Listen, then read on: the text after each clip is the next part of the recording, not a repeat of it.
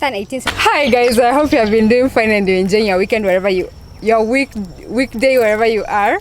So today I'm here to review the film News of the World. News of the World is a Western 1870s film that follows the story of Captain Jefferson and Joanna.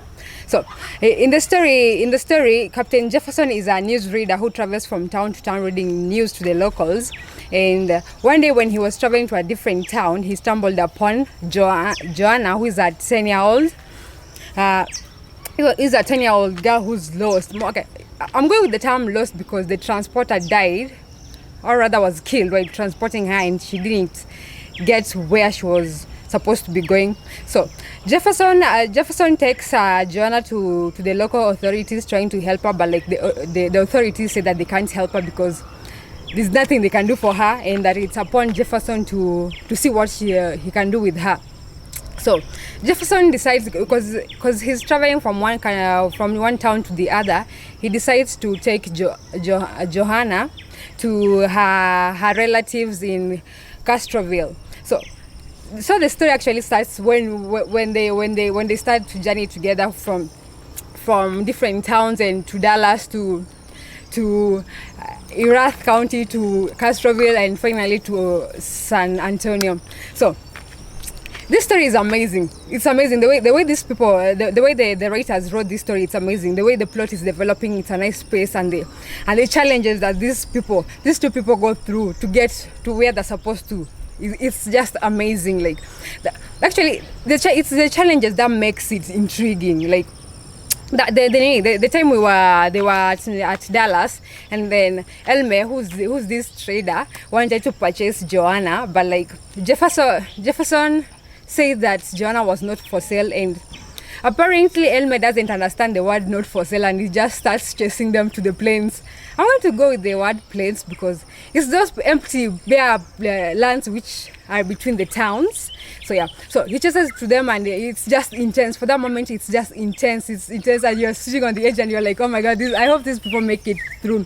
And then after that, we go right into Erath County, where Mr. Filey allows Jefferson to read the newspaper to the locals, but he provides the newspaper that he should be reading to the locals. And basically, like, the newspaper he's provided is like, he wants to tell these people like he owns them, but Jefferson decides not to read that story, and instead tells them the story of these miners who were being oppressed by their leader, but they stood up for themselves after there was a huge accident there. So basically, yeah, the plot itself, the script itself, I'm not sure if it's an original script or is an adapted script, but it's amazing. The way these two people, it was written by two people. The way they developed their plot, the way they build their momentum, the way they give us these amazing things that like keeps us on the edge. It's amazing. It keeps you intriguing. It's intriguing. It keeps you wanting more, and you just sit there, and 2 hours later you're like, oh my god, this was an amazing film. So on the casting part, the casting of Tom Hanks and Helena Zengel was amazing. The way these two people brought these characters into action, it was impeccable. Because at the beginning, Johanna is not trusting and is skittish, but like as time goes by, you see the way they come closer. These two people come to closer, and they start actually understanding each other, because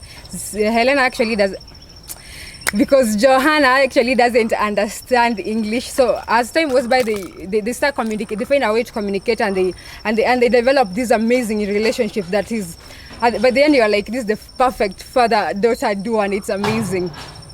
And the costume part, the costumes were era appropriate. Like, you could just see them, and you're like, these are people from way before, and it's amazing. It's just it fits to the time that the film was made.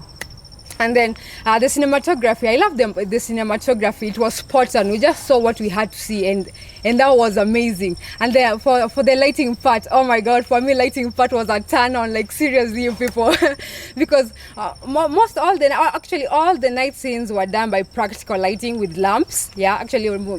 Lamps actually.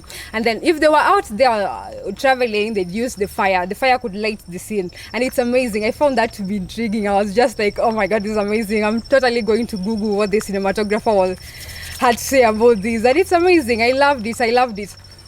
I mean, I had to question myself. Those lamps they use, the ones you put glass in it and you and then you just light it. But like, we all know that if that glass, like if you splash water on that glass when it's hot, it's just it's whatever, it breaks.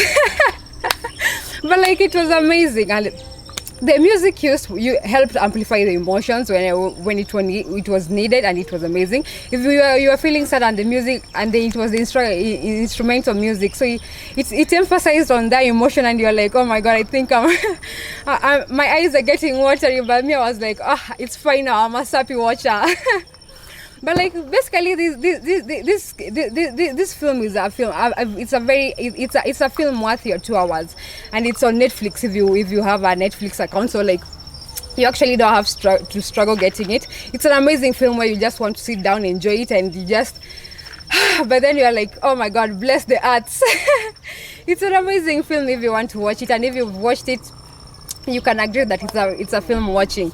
Yeah, thank you for watching, and I hope you continue to enjoy your time wherever you are.